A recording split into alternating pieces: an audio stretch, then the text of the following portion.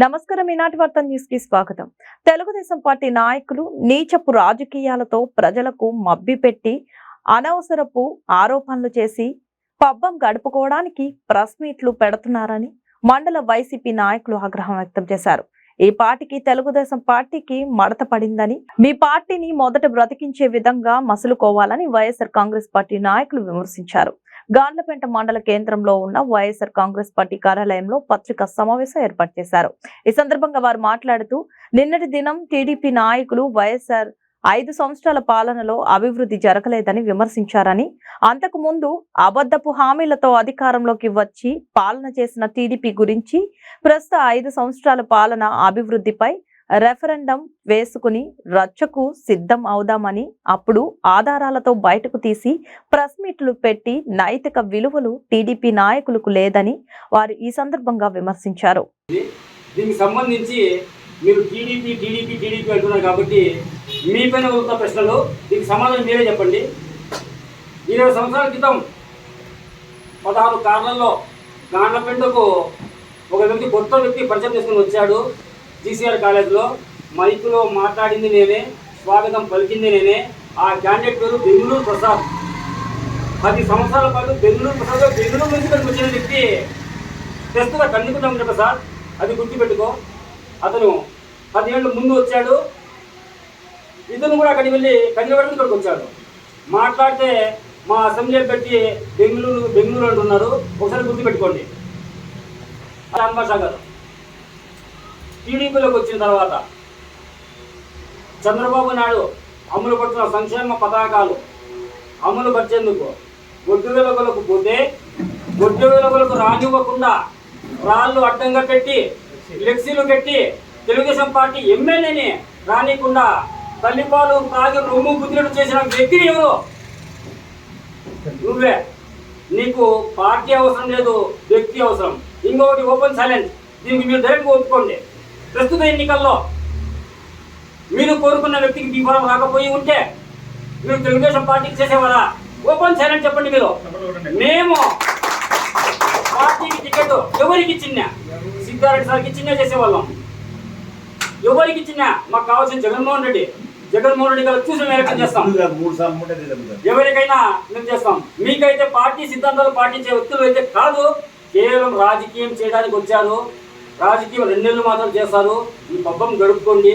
June తర్వాత మీరు కనుమరు అవుతారు.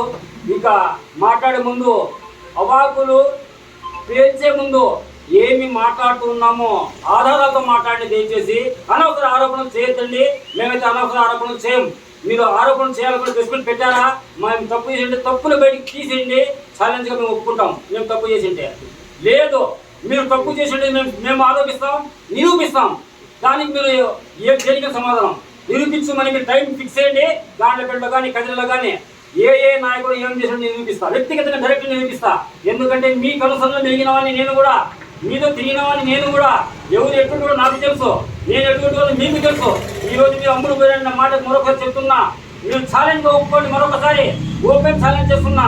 నేను తప్పు చేసింటే, డబ్బులు తీసుకోమంటే ఈరోజు మీరు ఏ వ్యక్తి గురించి మాట్లాడుతున్నాడో అతనే సాక్ష్యం, అతన్నే చెప్పమను, అతన్నే ప్రమాణం చేయమను. మా వైసీపీ కుటుంబానికి అందరికీ నమస్కారం. ముఖ్యంగా నిన్న తెలుగుదేశం పార్టీ వాళ్ళు ఆరోపణలు చేసినారు. ఆరోపణలు ఏంటంటే మేము సభ్యత్వం గురించి మాట్లాడినాము. వీళ్ళు ఏమంటారంటే ఏదో మాజీ కన్వీనర్ అంట వస్తాడుపా, వచ్చి వైసీపీ వాళ్ళు ఇంకా అయిపోయింది మా కథ అని భయపడతాడు అంటాం మేము. ఆ యొక్క 30 సంవత్సరాల నుంచి ఏం చేస్తున్నాడు, మండలంలో ఏం చేసినాడు మేము చూసి అలసిపోయిన వాళ్ళమే. మమ్మల్ని బెదిరించేది వస్తాడంట. పార్టీ వాళ్ళు భయపడి ఎక్కడెక్కడ వాళ్ళు అయిపోయింది పార్టీ కథ అని చెప్తున్నారు. మీరు ఒక విషయం తెలుసుకోవాలా. ముఖ్య విషయం ఏమంటే కన్వీనర్కే మేము భయపడినాము అంటారు కదా. మీ నాయకుడు ఎవరు? టీడీపీ నాయకుడు తెలుసు కదా మీకు. నియోజకవర్గం నాయకుడు 3 సార్లు ఎత్తేసి కాళ్ళ ఆటానికి ఓడించినాము. ఇంకా 4సారికి కూడా రెడీగా లైన్లో ఉండమని చెప్పండి. ఎటువంటి పరిస్థితుల్లో మీ కన్వీనర్ కాదు కదా, మీ ఎమ్మెల్యే క్యాండిడేట్గా నిలబడినాడు చూడండి. ఆయనకు కూడా భయపడే ప్రసక్తే లేదు.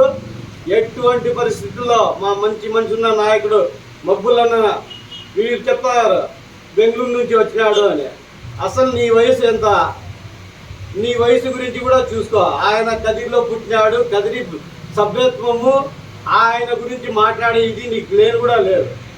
ఇంకొకటి, ఎవరికైనా పార్టీలో సీట్ ఇచ్చే ముందు పార్టీ వాళ్ళ గురించి సభ్యత్వం ఉందా లేదా, సభ్యత్వం ఇచ్చి సీట్లు ఇస్తారు.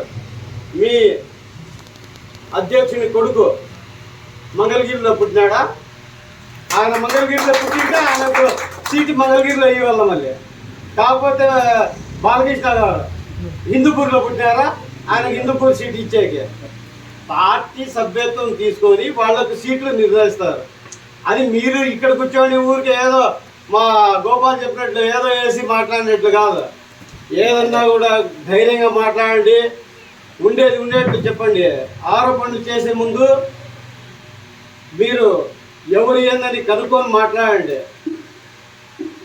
ఇంకో విషయం ఏమంటే, మన వైసీపీ తరఫున మా సభ్యులందరికీ ధన్యవాదాలు. నమస్కారం. ఇక్కడ ముఖ్య ఉద్దేశము ఇదంతా సమావేశం అయినది ఏమంటే, మేమేదో సభ్యత్వం లేదని ఒకటే మాట్లాడినాము. ఆ సభ్యత్వం లేదని నిరూపించుకోలేక ఏంటేంటివో అక్కర్లేనివన్నీ అన్నీ ఏంటేంటి రెచ్చగొట్టే మాటలు ఈ విధంగా మాట్లాడడం మంచిది కాదు. పైగా దీంట్లో మళ్ళా పెద్దిరెడ్డి రామచంద్రారెడ్డికి తీసుకురావడము, ఆయన ఏందో పొందుకున్నది రెడ్డి అనడము, ఏంది ఇదంతా ఇది మాట్లాడే విధానము. ఇంత మళ్ళా పదవులు పొందినాము. మా పార్టీ నుండినే పదవులు పొందిండేది. ఈ పార్టీ చేసినది వైఎస్ఆర్ పార్టీనే, మేమే చేసిండేది, ఎంత స్థాయిలో చేసిండేది. వీళ్ళంతా పోవడము, అమరావతి పోవడము, ఆడివి కండవాలు వేసుకోవడము, మళ్ళా వచ్చి దీంట్లో పోయి మళ్ళా కండవాలు వేసుకోవడము, ఇవన్నీ తెలుసు, అంతా తెలుసు, మండపం తెలుసు, అందరికీ తెలుసు ఈ విషయాలన్నీ. ఎవరు ఏం చేస్తాడనేది, ఏం చేసినది, సేవావంశం చేసినది అవన్నీ చేసి మన దాంట్లో